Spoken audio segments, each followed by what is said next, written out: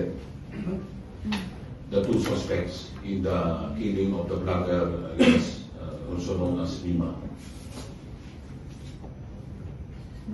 So we have taken into custody alias MS, who is the gunman, and alias JA, the driver. So cases that will be filed will be murder and of course violation of Section 38, 10591, as well as violation of RA 9516, which is explosives. Recovered from their possession 2 hand grenades, 1 caliber 45 pistol, and 1 caliber 9mm pistol. We believe that the caliber 45 pistol is the same firearm used in the killing of the blogger.